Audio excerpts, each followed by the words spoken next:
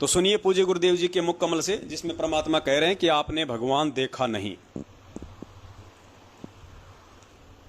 प्रकार ये भक्ति आध्यात्मिक परमात्मा प्राप्ति रूपी जो प्रश्न है, ये क्वेश्चन है, ये क्वेश्चन है, इसको हल करने के लिए, इसको सोल्व करने के लिए आपने इस दास को भगवान मानना पड़ेगा। तब आपकी आध्यात्मिक क्रियाएं सफल होंगी। अब सबसे पहले पूज्य गुरुदेव जी ने क्या कहा कि इस भक्ति मार्ग पे यदि आपको सफल होना है, इन आध्यात्मिक क्रियाओं को यदि सफल करना है, तो सबसे पहले आपने अपने गुरु को परमात्मा मानना पड़ेगा, गुरु को भगवान मानना पड़ेगा। तो एक जो गुरु भगत होता है, जो सतगुरु का शिष्य होगा और जो अपने गुरु के वचनों पे चलेगा, उसके लिए तो फाइनल हो गया। अगर कोई कहे कि गुरु जी का तो जन्म हुआ है, तो कोई बात नहीं भाई, गुरु जी का जन्म हुआ है, हमें इससे कोई ऑब्जेक्शन नहीं है। गुरु जी अंडे से पैदा हुए हैं या गुरु जी मां से पैदा हुए, हमें कोई ऑब्जेक्शन नहीं है। हमारे लिए सबसे बड़ा जो आदेश है वो है हमारे गुरुदेव का सत्संग रूपी आदेश, गुरुदेव का सन्मुख बोला गया आदेश। उसमें परमात्मा ने साफ साफ कह दिया कि आपने गुरु को भगवान मानना पड़ेगा। तो यहां पे सारी अगरम मगरम ही समाप्त हो जाती है कि गुरु का जन्म हुआ है या गुरु अंडे से आया है या गुरु कहां से आया है।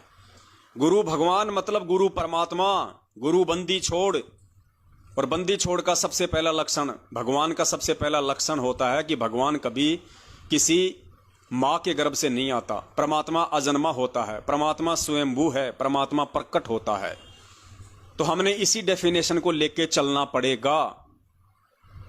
और इस डेफिनेशन के आधार से हम परमेश्वर का फिर जन्मदिन नहीं मना सकते, हम परमेश्वर का प्रकट दिवस ही मनाएंगे। और यही परीक्षा है। तो सबसे पहले तो गुरुदेव ने हमें आदेश दे दिया कि आपने गुरु को भगवान मानना पड़ेगा। और उसके बाद परमात्मा कह रहे हैं कि आपने भगवान को देखा नहीं, आपने इस दास को देखा है। तो भगवान वाली जो क्रिया है, भगवान के साथ में जो रहना होता है, जो क्रिया करनी होती है, भगवान के सामने कैसे बोलना, चलना, उठना, बैठना होता है, वो सारी क्रिया आपने मुझ रामपाल दास को भगवान मान के मेरे साथ करनी पड़ेंगी। क्यों? उसके लिए गुरुजी ने बताया कि जब तुम त्रिकुटी पे जाओगे तो वो कबीर परमात्मा वहां भी मुझ रामपाल दास के रूप में ही तुम्हें मिलेगा। तो जो व्यवहार, जो तुम्हारी सोच आज इस पृथ्वी लोक में मेरे प्रति है, तुम मुझे परमात्मा मानते हो, जन्म लिया हुआ मानते हो, गुरु मानते हो, क्या मानते हो, ऐसी की ऐसी सोच और विचारधारा तुम्हारी त्रिकुटी पे होगी, क्योंकि वहां भी परमात्मा मुझ रामपाल दास के रूप में मिलेगा। तो जैसी सोच आज हमारी गुरु के प्रति इस पृथ्वी लोक पे रहेगी, सेम टू सेम वही सोच हमारी त्रिकुटी पे होगी गुरु जी के प्रति। पुण्यात्मा, हम कितना बड़ा धोखा खा जाएंगे यदि आज हम गुरु जी का जन्मदिन मना रहे हैं तो त्रिकुटी पे भी हम उनको मां से जन्म लिया हुआ ही मानेंगे। आज यदि हम परमात्मा के वचनों को नहीं मानते हैं, गुरुदेव के सत्संग रूपी वचनों पे नहीं चलते हैं, तो त्रिकुटी पे भी हमारे मन में वही विकार रहेंगे। तो बताइए, परमात्मा तुरंत हमारे को वहां से नीचे पटक देगा। तो ये रिहर्सल करवा रहा है परमात्मा सतगुरु के रूप में आके। और मालिक को पता है कि अगर मैंने मेरे दो रूप दिखा दिए कि भैया मेरा गुरु रूप अलग और मेरा परमात्म रूप अलग, तो जिंदगी में पार ही नहीं हो पाएंगे। और दूसरी बात, जब इनको मालूम पड़ जाएगा कि भैया कोई परमात्मा तो कोई दूसरा है, असली भगवान तो त्रिकुटी में मिलेगा, ये तो गुरु जी हैं, तो ये यहां पे एक विश्वास के साथ, एक दृढ़ता के साथ में, मर्यादाओं के साथ में भक्ति नहीं कर पाएंगे, क्योंकि ये गुरु को सामान्य समझेंगे। और गुरु को सामान्य समझने वाला व्यक्ति कोई भी भक्ति क्रिया सही तरीके से पूरी नहीं कर पाएगा। और भक्ति क्रिया सफल नहीं हुई तो फिर सतलोक कैसे जा पाएगा। तो एक रूप होते हुए भी वो परमात्मा अपने आप को दो रूपों में दर्शाता है, गुरु रूप में और गोविंद रूप में। तो पहले सत्संग सुनिए परमात्मा का ध्यान से, उसके बाद परमात्मा इस पे और ज्यादा विश्लेषण करवाएंगे। इसी प्रकार ये भक्ति आध्यात्मिक परमात्मा प्राप्ति रूपी जो प्रश्न है, ये क्वेश्चन है, ये क्वेश्चन है, इसको हल करने के लिए, इसको सोल्व करने के लिए आपने इस दास को भगवान मानना पड़ेगा। तब आपकी आध्यात्मिक क्रियाएं सफल होंगी। जैसे आप यहां से जाओगे, आपने परमात्मा देखा नहीं है, आपने इस दास को देखा है, वो परमेश्वर इस दास का रूप धारण करके आपके समक्ष वहां खड़ा होगा। अब जैसा जिसका व्यवहार इस दास के प्रति यहां है वो वैसा ही करेगा। जैसा आपका इस दास के प्रति आपके मन में दोष या श्रद्धा है वो ज्यों की त्यों वहां होगी। जब आपकी वहां एक बार फिर जो है पछोड़ लाओगा परमात्मा, आपके पास भक्ति धन भी है, आपके अंदर गुरु जी के प्रति वह श्रद्धा नहीं है जितनी भगवान के प्रति होनी चाहिए, तो भी आप वहां से रिजेक्टेड हो जाओगे त्रिकुटी के ऊपर। पुण्यात्मा, ये आपको रिहर्सल कराई जा रही है आपसे, और आपने इस रिहर्सल में इस दास को प्रभु मानकर व्यवहार करना है, परमात्मा जानकर हर तरह की क्रिया करनी है। बोलते समय, चालते समय अंदर में कोई विशेष गुरु जी के विषय में विवेचन करते समय आपने ये जानना पड़ेगा कि जैसे हम भगवान के बारे में सोच रहे हैं, आपने ये विचार करना चाहिए कि हम गुरु जी के बारे में क्या सोच रहे हैं। नहीं, हम भगवान के बारे में सोच रहे हैं। यदि इस दास में कोई दोष देख रहे हो तो आप परमात्मा में दोष देख रहे हो, या तो फिर त्याग जाइए, यहां से चले जाइए। आपको ऐसे गुरु की आवश्यकता नहीं जिसमें आप दोष निकाल रहे हो। हम इसी प्रकार परमात्मा को प्राप्त कर सकते हैं। गुरु मानुष कर जानते ते नर कहिए अंधे, ओए दुखी संसार में आग काल के फंदे। पुण्यात्मा, स्पष्ट कह दिया पूज्य गुरुदेव जी ने, यदि आप मुझ रामपाल दास में कोई दोष देख रहे हो तो समझो आप अपने भगवान में दोष देख रहे हो, आप परमात्मा में दोष देख रहे हो। और यदि आप मुझ दास में दोष देख रहे हो, गुरुजी कह रहे हैं, तो परमात्मा कह रहे हैं यदि आपको अपने गुरु में कोई दोष दिखाई दे रहा है तो ऐसे गुरु की कोई आवश्यकता नहीं है, फिर आपको त्याग दीजिए उस गुरु को। आप सफल नहीं हो पाओगे फिर। पुण्यात्माओं, गुरुजी का जन्मदिन मनाने का मतलब है गुरुजी में महादोष देखना। दोष ही नहीं, महादोष। अपने गुरु को मानुष मानना ये कोई सामान्य वाणी नहीं है जो हम रोज सुन लेते हैं, गुरु मानुष कर जानते ते नर कहिए अंधे। अरे गुरु को मानुष तो मान चुके हो भाई तुम लोग, उनका जन्मदिन मना के। मानुष मतलब मानव, आम प्राणी, जीव। इस वाणी में चाहे ये कह दो कि गुरु मानुष कर जानते, या ये कह दे कि गुरु को जीव कर जानिए, या गुरु को अपने जैसा कर जानिए। वो तो एक शब्द है मानुष। मानुष के तो बहुत सारे रूप हैं। अब भिखारी भी मानुष है, आम व्यक्ति भी मानुष है, अपने जैसा मानना भी उनको मानुष मानना है, उनका जन्मदिन मनाना भी मानुष मानना। क्योंकि जन्म किसका मनाया जाता है? जीव का। जन्म किसका होता है? जीव का।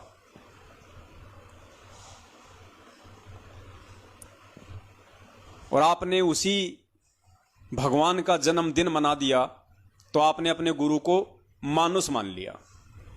और मानुष मानने वाले के लिए परमात्मा ने कह दिया कि भैया तुम्हारा बेड़ा पार नहीं हो सकता, चाहे कोई कितनी बात बनाओ। स्पष्ट कह दिया परमात्मा ने, आपको ऐसे गुरु की कोई आवश्यकता नहीं है जिसमें आप दोष देखते हो। आप यहां से चले जाइए। मतलब और ज्यादा कर्म मत बिगाड़ो। अगर आप अपने गुरु में दोष देख रहे हो, अपने गुरु को अपने जैसा मान रहे हो, मानुष मान रहे हो, इससे अच्छा है नालायक को भक्ति छोड़ दो। कम से कम तुम्हारे वो कर्म तो नहीं बिगड़ेंगे, तुम्हें फिर कभी परमात्मा किसी जन्म में संभाल लेगा।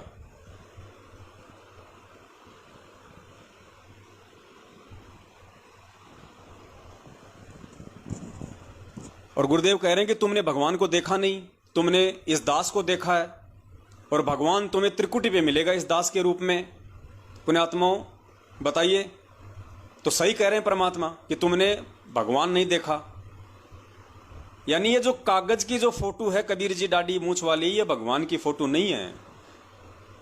ये कबीर परमात्मा की फोटो नहीं है। पुण्यात्मा, वो परमात्मा तो किसी भी रूप में आ जाएगा, और आ गया, आंखों के सामने खड़ा है। गुरुदेव ने क्या कहा?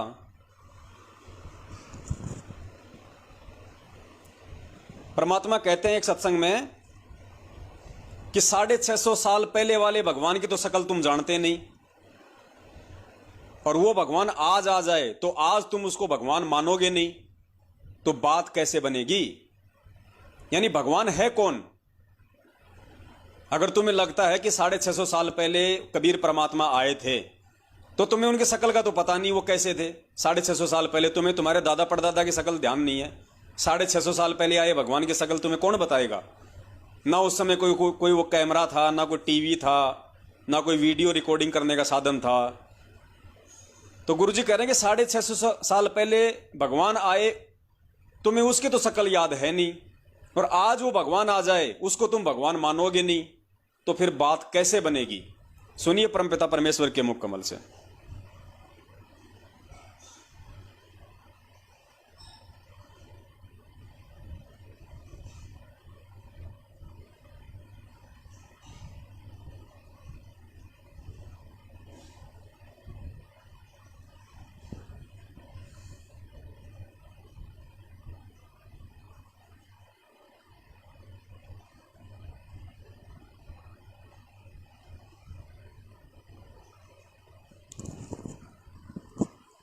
सुनिए परमात्मा के मुख कमल से, और फिर विचार करना पुण्यात्माओं कि परमात्मा कौन है और किस प्रकार से समझाएंगे फिर पूज्य गुरुदेव जी हमें। हमने गुरु जी को परमात्मा मानना पड़ेगा। उस समय तो परमात्मा स्वयं आए थे, लेकिन वो भूमिका गुरु की ही कर रहे थे, एक संत की कर रहे थे। और उस समय परमात्मा स्वयं आए हुए थे, तो भी ज्ञानहीन व्यक्ति, श्रद्धालु, अनुयायी, तो भी उनको एक सिंपल मैन मानते थे, एक भक्त गुरु संत ही मानते थे। क्योंकि ऐसे सिक्त व्यक्ति जो होते हैं वो ज्ञान के तह तक नहीं पहुंच पाते। कितनी बार समझा लिया प्रभु ने, लेकिन एक वो अक्षर ज्ञान युक्त अज्ञानी संस्कृत भाषा बोल के और उस भोली आत्माओं को गुमराह कर देता था कि तुम्हारा गुरु तो अशिक्षित है, उसको अक्षर ज्ञान है ही नहीं, वो वेदों और गीता के बारे में जानता ही नहीं, वो तो कोई बकवाद घड़ता है, झूठ बोलता है। तो हम वो अनुयायी जो प्रभु के थे वो विचलित हो जाते थे और वो मान लेते थे उस अज्ञानी अक्षर ज्ञान युक्त प्राणी की इन बातों को कि सचमुच हमारे गुरु जी तो अशिक्षित हैं, इसलिए ये वेदों और गीता को तो नहीं जान सकते। और वेदों और गीता जी के बारे में तो ब्राह्मण लोग ही सही बताते हैं, पुराणों के विषय में यही सही जानते हैं, क्योंकि सभी पुराण, सभी पवित्र सदग्रंथ, पवित्र गीता जी, पवित्र चारों वेद, पवित्र पुराण सभी संस्कृत लैंग्वेज के अंदर लिपिबद्ध है। इस बात का वो नाजायज फायदा उठाएंगे। परमात्मा ने इसलिए ये समय सेलेक्ट किया, ये टाइम सेलेक्ट किया कि पिछली पीढ़ी के अंदर शिक्षित होगा सारा समाज। उस समय ये मेरे को पहचान पाएंगे मेरे बच्चे, और इन काल के दूतों को ये धिक्कार देंगे, ठुकरा देंगे, छोड़ देंगे, त्याग देंगे।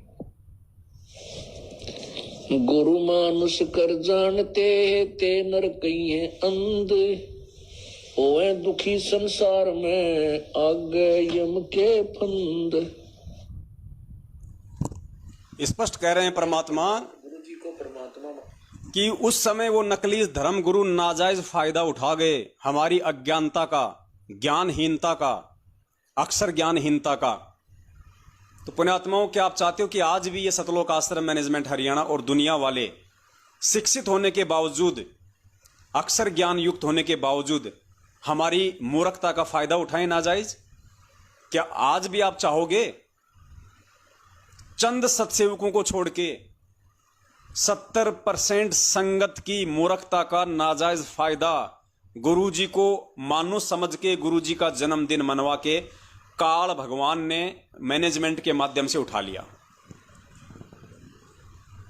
उस काल भगवान ने आप लोगों का नाजायज फायदा उठा लिया। 650 साल पहले की तरह गुरुदेव को मानुष जनवा कर परमात्मा कहते कि नालायकों, इसीलिए मैंने ये समय निश्चित किया था कि मेरे बच्चों को मैं आगे पिछली पीढ़ी में भेजूंगा, जन्म दूंगा, उनको शिक्षित करूंगा और शिक्षा के आधार से मेरे बच्चे मुझे पहचान लेंगे, धोखा नहीं खाएंगे। तो पुण्यात्माओं, परमेश्वर ने जिन अपने बच्चों से ये उम्मीद की थी वो बच्चे हैं सत्सेवक, जिन्होंने परमेश्वर को पहचाना उन्हीं के आशीर्वाद से, उन्हीं के ज्ञान आधार से, और पहचान के अपने परमपिता का प्रकट दिवस मनाया। अपने परमपिता परमेश्वर को प्रकट हुआ माना। साहेब और सतगुरु के बीच की खाई को मिटा डाला। गुरु और गोविंद दो नहीं, दो समझे वो दो जग जाई। तो गुरु गोविंद के बीच की खाई को सतसेवकों ने मिटा दिया है। दास सत्संग दूसरा निकाल रहा था, ये दूसरा निकल गया था।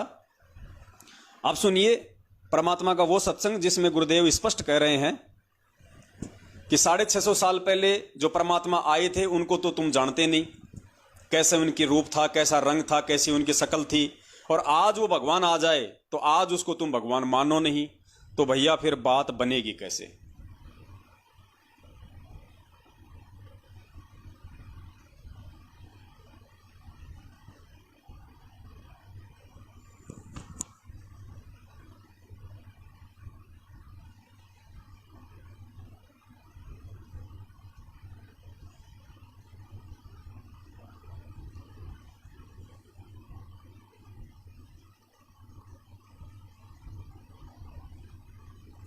ये पुण्यात्माओं दास, क्योंकि इसमें हजारों वीडियो हैं परमात्मा के छोटे छोटे, एक से बढ़ के एक हैं, और दास उनको अंग्रेजी में लिखता है और उसके अकॉर्डिंग दास उसका वो दे देता है, टैग, नाम डाल देता है। अब दास कई बार नाम भूल जाता है, कौन सा वीडियो किस नाम से, ये कई बार निकल जाती हैं दास के दिमाग से।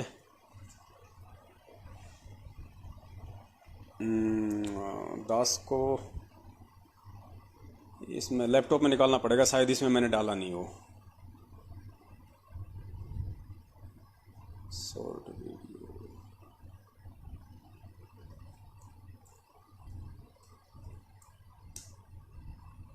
इसमें है तो सुनना पुण्यात्माओं, परमपिता परमेश्वर जी के मुख कमल से स्पष्ट कह रहे हैं गुरु जी। चलो इसमें तो ऑडियो है, आपको दिखाने की भी आवश्यकता नहीं, खाली ऑडियो में है, आप आवाज सुन लेना बस।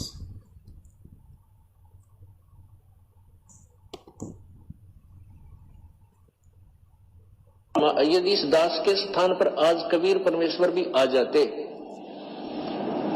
क्योंकि जिस समय कबीर परमेश्वर जिस रूप में आए थे वो तो तुमने देखा नहीं, वर्तमान वाला ने, और वो परमात्मा किस रूप में आए थे ये तो जो हमने चित्र बना है तो हमारा एक अपना इमेजन है, अपना सपोजिशन है, अपना माना हुआ बना है। लेकिन वो परमात्मा अब आ जाए तो जिस रूप में वो पहले आया था वो तो तुमने देखा नहीं, और ईब जिसमें आया उसने तो मानो को नहीं। क्या कहा पूज्य गुरुदेव जी ने? पूज्य गुरुदेव जी ने कहा कि अगर इस समय वो कबीर परमात्मा में उस दास के रूप में आ जाए, और फिर गुरु जी कह रहे हैं कि 650 साल पहले जिस रूप में आए थे वो तुमने देखा नहीं, और आज जिस रूप में आ जाए उस रूप को तुम मानने को तैयार नहीं। और फिर गुरु जी ने कहा कि पुण्यात्मा, तुम जो ये फोटो देखते हो, तुम जो ये चित्र देखते हो, कौन सा दाढ़ी मूछ वाला, गुरु जी कह रहे हैं ये तो काल्पनिक है, इमेजिन है, ये तो एक सोच आधार से लोगों ने बनाया है। ये चित्र परमेश्वर का नहीं है, भगवान का नहीं है।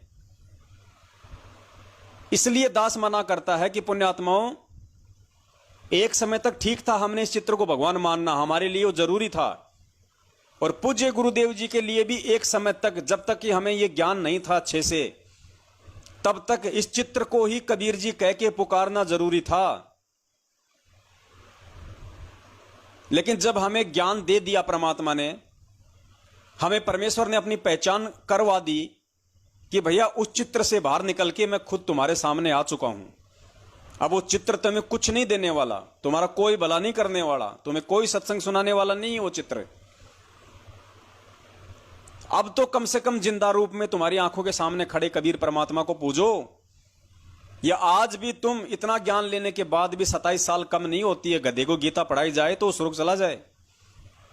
और 27 साल से परमात्मा हम इंसानों को यह ज्ञान दे रहे हैं, सारे धर्मशास्त्र पढ़ा रहे हैं, और आज भी हम एक काल्पनिक फोटो के ऊपर आश्रित हो रहे हैं। एक चित्र जो हमारे भगवान का नहीं, और भगवान का भी है तो हमारे किसी काम का नहीं। अगर 650 साल पहले वाला ये चित्र जो हम मानते हैं कि ये कबीर जी की असली फोटो है, तो भी हमारे किस काम की? जब वही कबीर आज साक्षात हमारे सामने प्रकट है, तो उसी परमात्मा की 650 साल पुरानी फोटो हमारे क्या काम की?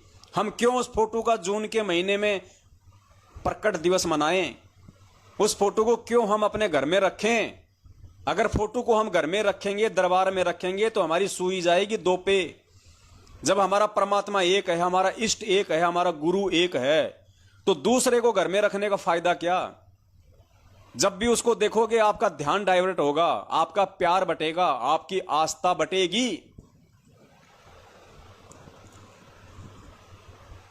अरे किसी आदमी की 2 पत्नियां हैं, अब बताओ वो प्यार उस आदमी का बटा कि नहीं बटा उन दोनों में?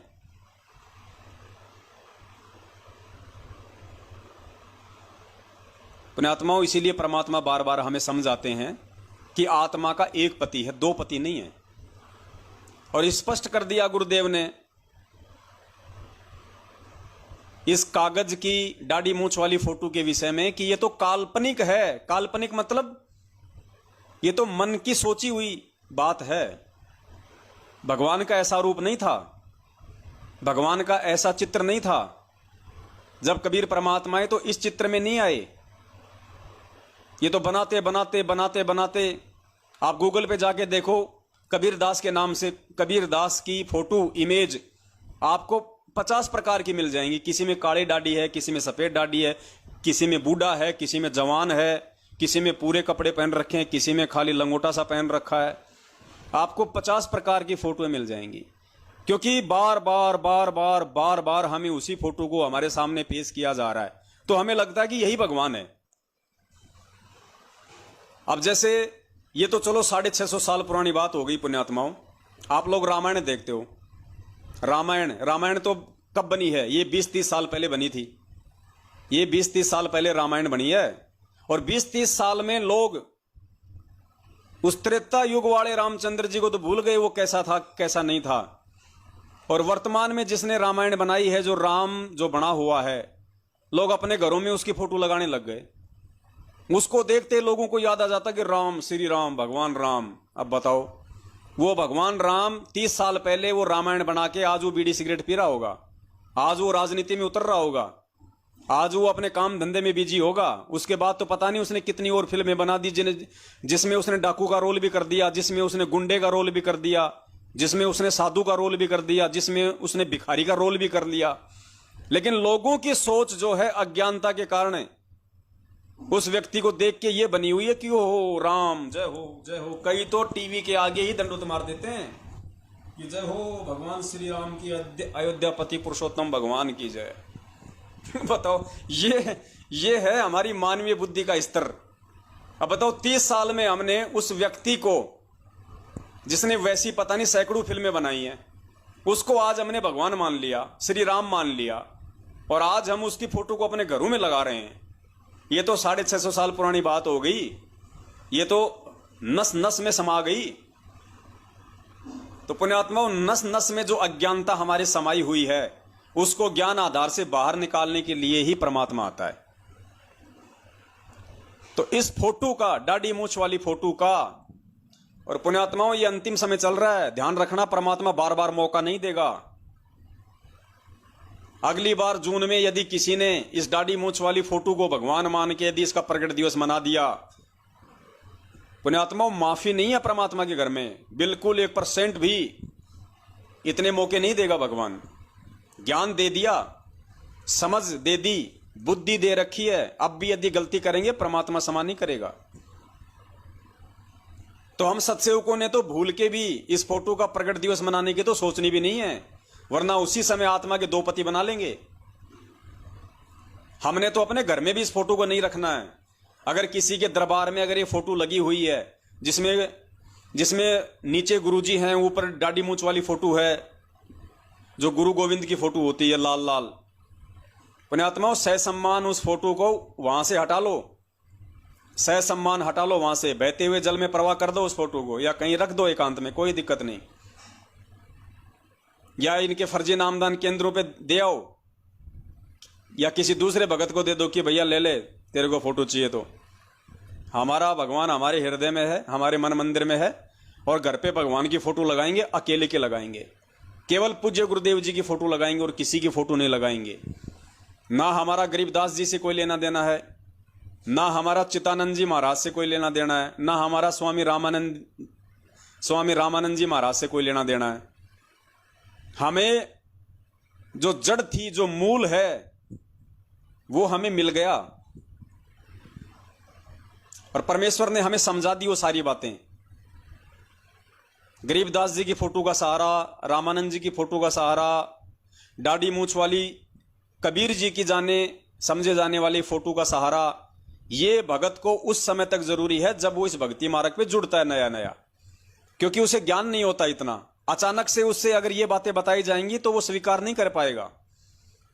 उसके लिए उसको कुछ समय, कुछ साल उसको ज्ञान सुनना पड़ता है। उसके बाद उसको फिर धीरे धीरे धीरे धीरे ये चीजें समझ में आएंगी कि हाँ, गरीबदास हर रूप में तू ही बोलनहार, हर रूप में वो परमात्मा ही सारा खेल खेलता है, सारी लीला करता है। तो क्या ना उस एक ही भगवान को पूज लो। एक के साधे सब सदे, सब साधे सब जाए, माली सींचे मूल को, फले फूले अघाए। जब एक के साधने से सबकी साधना हो रही है तो घर में 50 फोटो रखने की जरूरी है? सिर्फ अपने दरबार में, अपने घर पे, जहां भी आपकी नजर पड़े, जहां भी, सिर्फ अपने पूज्य गुरुदेव जी की फोटो लगाओ, अन्य किसी की मत लगाओ। अब जैसे नित्य नियम हम करते हैं, उसमें 3-4 फोटोएं आती हैं गरीबदास जी की, रामानंद जी की, तो कोई दिक्कत नहीं है, उन फोटों को नहीं हटाना है। वो परमात्मा ने हमारे को एक आरती की पुस्तक बना के दी हुई है, वो पुस्तक सभी के लिए। तो हमने उन पुस्तकों से हटाना नहीं है, लेकिन हमने उनमें कोई आस्था भी नहीं रखनी है। हमने केवल भक्ति विधान को पूरा करते हुए केवल उनके नाम हमने लेने हैं, कोई दिक्कत नहीं है।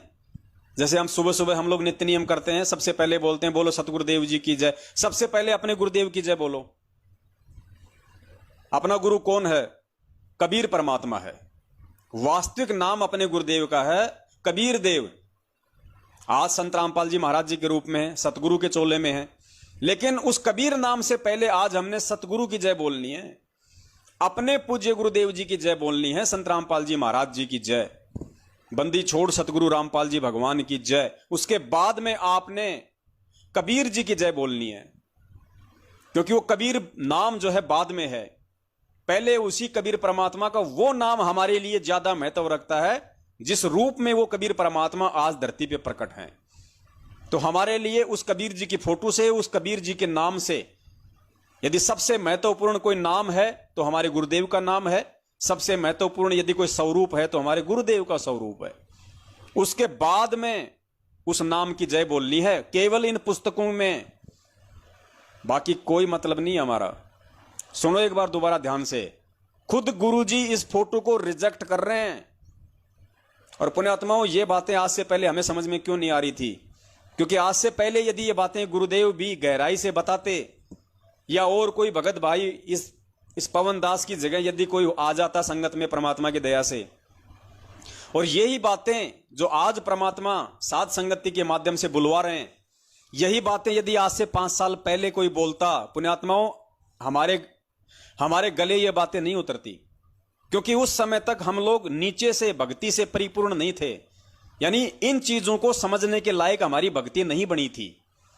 अब इन चीजों को समझने के लायक परमात्मा ने हमारी भक्ति बना दी, इसलिए आज हमें ये चीजें बिल्कुल समझ में आएंगी कांटे की तरह। तो सुनो पूज्य गुरुदेव जी के मुख कमल से। और गुरुजी इस फोटो को एक काल्पनिक बता रहे हैं, इमेजिन बता रहे हैं, सपोजिशन बता रहे हैं। तो पुण्यात्मा, फिर हमारे लिए इस फोटो का महत्व क्या रह गया? क्योंकि हम तो गुरु भगत हैं, हम तो गुरु जी के वचन पे चलने वाले हैं। सुनिए परमात्मा के मुख कमल से एक बार दोबारा।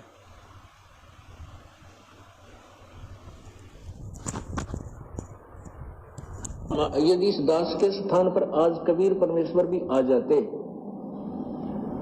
क्योंकि जिस समय कबीर परमेश्वर जिस रूप में आए थे वो तो तुमने देखा नहीं वर्तमान वाला ने, और वो परमात्मा किस रूप में आए थे ये तो जो हमने चित्र बना है तो हमारा एक अपना इमेजन है, अपना सपोजिशन है, अपना माना हुआ बनाया है। लेकिन वो परमात्मा अब आ जाए तो जिस रूप में वो पहले आया था वो तो तुमने देखा नहीं, और ईब जिस मार है उसने तो मानो को नहीं। बताओ 650 साल पहले वाला रूप तुमने देखा नहीं। देखा नहीं मतलब ये फोटो फिर काल्पनिक है, वरना गुरुजी कह देते कि बच्चों यही फोटो है उस कबीर परमात्मा का जो 650 साल पहले आए थे। लेकिन गुरुजी कह रहे कि 650 साल पहले जो परमात्मा आए थे वो रूप तो तुमने देखा नहीं, और वर्तमान में जो आ गया उसको तुम मानोगे नहीं, तो बात कैसे बनेगी। पुण्यात्माओं, गुरुदेव के कहने का मतलब, गुरुदेव का संकेत यह है कि पुण्यात्माओं अब ये अगरम मगरम छोड़ दो, भक्ति मार्ग पे अब तुम कोई नादान बच्चे नहीं रहे हो। अगर अच्छी आत्मा हो, संस्कारी आत्मा हो तो 3 साल बहुत होती हैं समझने के लिए, 3 साल काफी होती हैं गुरुदेव को समझने के लिए। तो गुरुदेव का संकेत है कि अगरम मगरम छोड़ दो, ये फोटोओं के ऊपर आश्रित होना छोड़ दो, ये फोटो का प्रकट दिवस मनाना छोड़ दो। जब वो जिंदा कबीर तुम्हारे सामने प्रकट है तो क्यों फोटोओं के ऊपर आश्रित होके अपने गुरुदेव को दुखी कर रहे हो।